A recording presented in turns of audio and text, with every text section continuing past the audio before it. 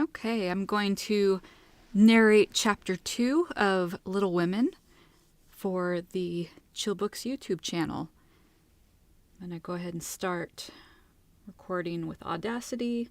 I always start my recordings with a 5-second room tone to help with post-processing later.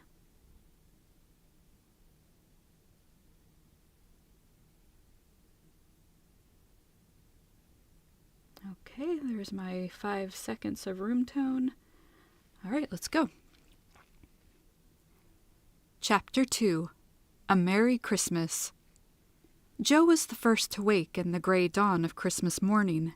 No stockings hung at the fireplace, and for a moment she felt as much disappointed as she did long ago when her little sock fell down because it was crammed so full of goodies. Stop that.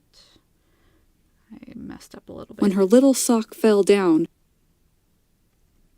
I'm going to record again from that point. When her little sock fell down because it was crammed so full of goodies. Then she remembered her mother's promise, and slipping her hand under her pillow, drew out a little crimson-covered book. She knew it very well, for it was that beautiful old story of the best life ever lived, and Jo felt that it was a true guidebook for any pilgrim going on a long journey. She woke Meg with a "Merry Christmas," and bade her see what was under her pillow. A green-covered book appeared, with the same picture inside, and a few words written by their mother, which made their one present very precious in their eyes. Presently, Beth and Amy woke, too. Messed up there. Delete that. And we'll pick up. Let's see. Where are we? There we are. Presently, Beth and Amy woke to rummage and find their little books also. One dove-colored, the other blue, and all sat looking at and talking about them, while the east grew rosy with the coming day. In spite of her small vanities, Margaret had a sweet and pious nature, which unconsciously influenced her sisters, especially Jo, who loved her very tenderly, and obeyed her because her advice was given. Messed up the word there. Delete that. So. Because her advice was so gently given. "Girls," said Meg seriously. That came out weird. Delete that.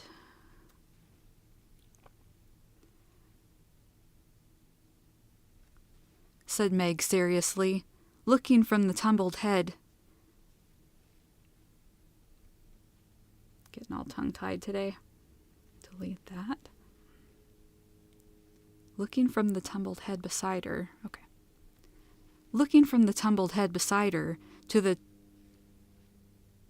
I'm going to have to stop and wait for a second.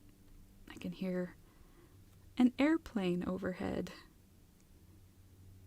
And I think my microphone might pick it up.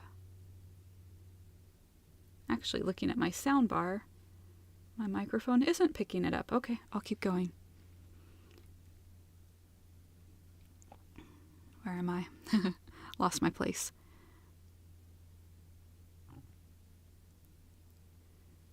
"Girls," said Meg seriously. Okay.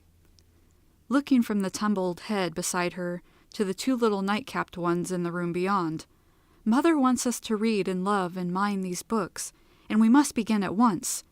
We used to be faithful about it, but since Father went away and all this war trouble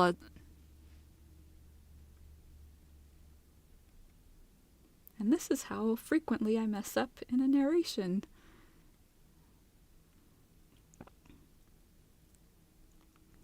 But since Father went away and all this war trouble unsettled us, we have neglected many things. You can do as you please, but I shall keep my book on the table here, and read a little every morning as soon as I wake, for I know it will do me good and help me through the day." Then she opened her new book and began to read. Jo put her arm around her, and leaning cheek to cheek, read also, with the quiet expression so seldom seen on her restless face. Stop there so I don't have a super long pause. And how good Meg is. Come, Amy, let's do as they do. I'll help you with the hard words, and they'll explain things if we don't understand, whispered Beth, very much impressed by the pretty books and her sister's example. I'm glad mine is blue, said Amy, and then the rooms were very quiet. They weren't very quiet. Quiet was the wrong word. Delete that. I hate when I insert words that aren't there. Okay. Trying to find my place again. And then the rooms were very still, while the pages were softly turned, and the winter sunshine crept in to touch the bright heads and serious faces with a Christmas greeting. "Where is Mother?" asked Meg, as she ran and... She didn't run. Well, she did run, but she's running with Joe, and I have to say that. As she and Joe ran down to thank her for their gifts half an hour later. "Goodness only knows. Some poor creeter came a-beggin', and your ma went off Got an accent here. Let's try that again. Goodness only knows some poor creeter came a-beggin', and your ma went straight off to see what was needed. There never was such a woman for giving away victuals and drink, clothes and firin'," replied Hannah, who had lived with the family since Meg was born, and was considered by them all more as a friend than a servant. "She will be back soon." Yep, now stop that. That is Meg talking and not Hannah.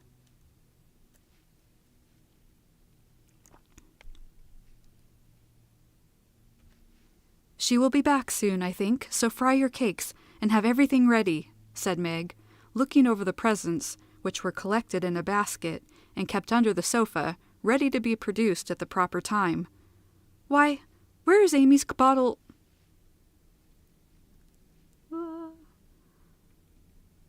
Messing up words. So Meg says, "Why, where is Amy's bottle of cologne?" Okay. "Where is Amy's bottle of cologne?" she added, as the little flask did not appear. "She took it out a minute ago and went off with it to put a ribbon on it, or some such notion," replied Joe, dancing about the room to take the first stiffness off the new army slippers. "How nice my handkerchiefs look, don't they? Hannah washed and ironed them for me, and I marked them all myself," said Beth, looking proudly at the somewhat uneven letters, which had cost her such labor.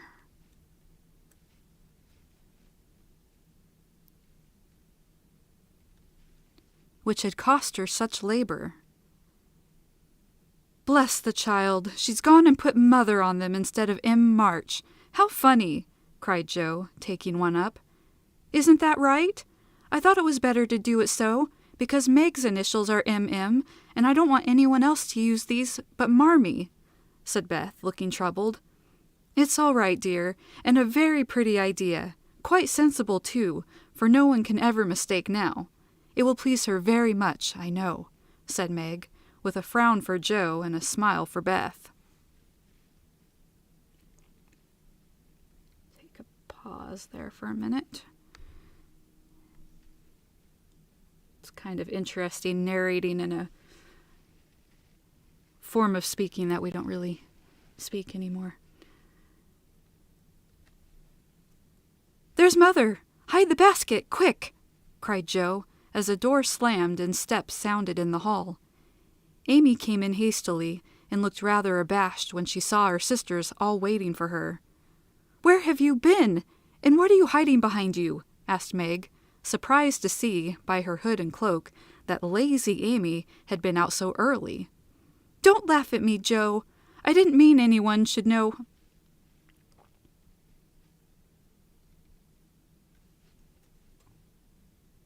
"Didn't mean anyone should know till the time came." "I didn't mean anyone should know till the time came. I only meant to change the little bottle for a big one, and I gave all my money to get it, and I'm truly trying not to be selfish anymore." As she spoke, Amy showed the handsome flask, which replaced the cheap one, and looked so earnest and humble in her little effort to forget herself that Meg hugged her on the spot, and Joe pronounced her a trump, while Beth ran to the window and picked her finest rose to ornament the stately bottle.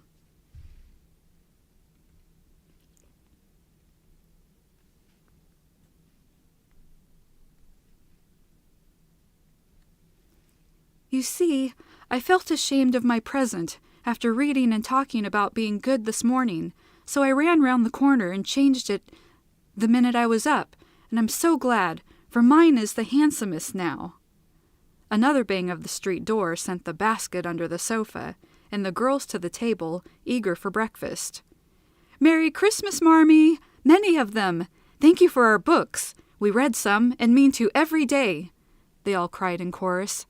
"Merry Christmas, little daughters! I'm glad you began at once, and hope you will keep on. But I want to say one word before we sit down."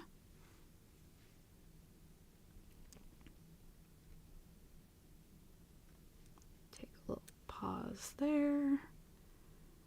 And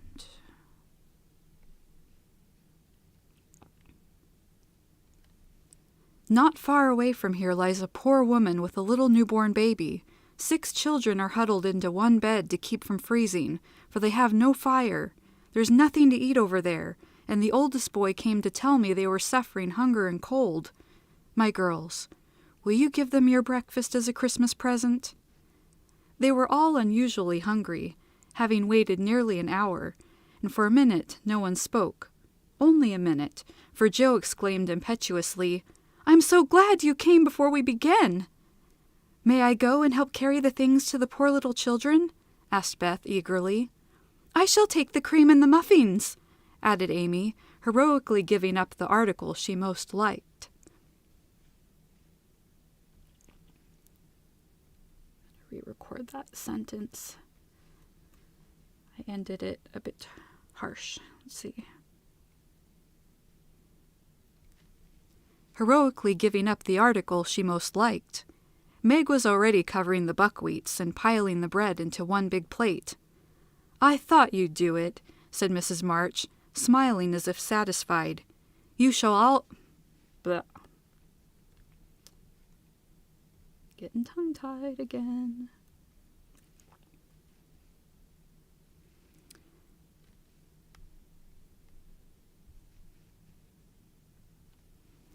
"You shall all go and help me, and when we come back we will have bread and milk for breakfast, and make it up at dinner time." They were soon ready, and the procession set out. Fortunately it was early, and they went through back streets so few people saw them, and no one laughed at the queer party. A poor, bare, miserable room it was, with broken windows, no fire, ragged bedclothes, a sick mother, wailing baby, and a group of pale, hungry children cuddled under one old quilt, trying to keep warm. How the big eyes stared, and the blue lips smiled as the girls went in. "Ach, mein Gott! It is good angels come to us," said the poor woman, crying for joy. Pause. I cannot do a German accent. I need to study. I can say the German words, but I cannot do the accent. It's something I need to work on. "Funny angels in hoods and mittens," said Joe, and set them to laughing. In a few minutes it really did seem as if kind spirits had been at work there. Hannah, who had carried wood, made a fire, and stopped up the broken panes with old hats and her own cloak. Mrs. March gave the mother tea and gruel. Record that sentence again. I'm only going to record about a couple more minutes and take a quick break. Mrs. March gave the mother tea and gruel and comforted.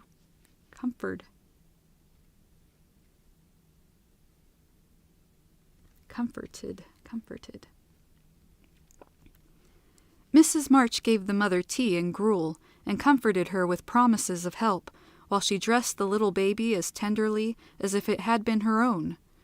The girls meantime spread the table, set the children round the fire, and fed them like so many hungry birds, laughing, talking, and trying to understand the funny broken English. Das ist gut! Die Engelkinder! Cried the poor things as they ate and warmed their purple hands.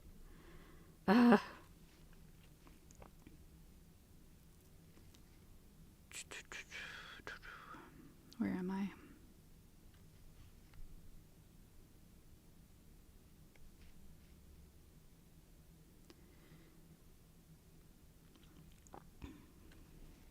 Cried the poor things as they ate and warmed their purple hands at the comfort of...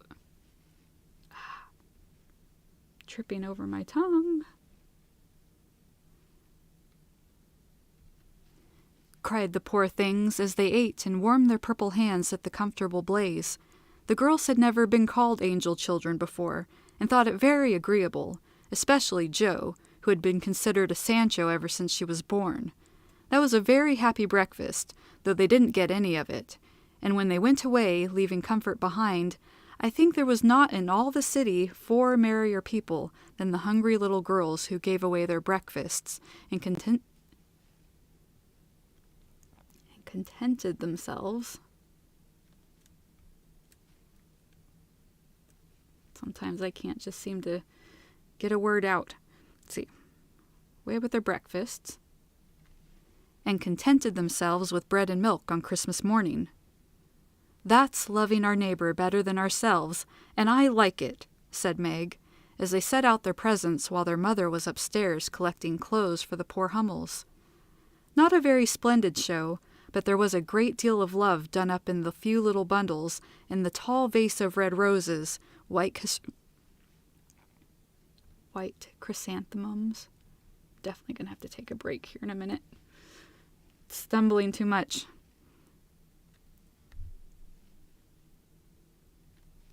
White chrysanthemums and trailing vines, which stood in the middle, gave quite an elegant air to the table. She's coming! Strike up, Beth! Open the door, Amy! 3 cheers for Marmee! Cried Jo, prancing about while Meg went to conduct Mother to the seat of honor. Beth played her gayest march, Amy threw open the door, and Meg enacted it.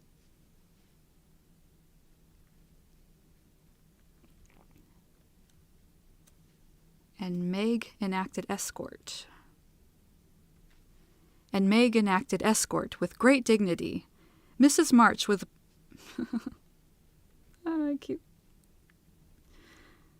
stumbling on my words. Mrs. March was both surprised and touched, and smiled with her eyes full as she examined her presents and read the little notes which accompanied them. The slippers went on at once.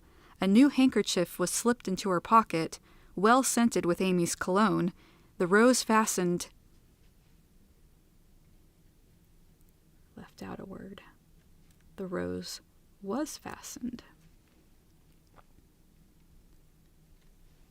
The rose was fastened in her bosom, and the nice gloves were pronounced a perfect fit. There was a good deal of laughing and kissing and explaining, in the simple, loving fashion which makes these home festivals so pleasant at the time, so sweet to remember long afterward, and then all fell to work. And I'm going to take a break there and maybe be back later to continue. Thank you for watching.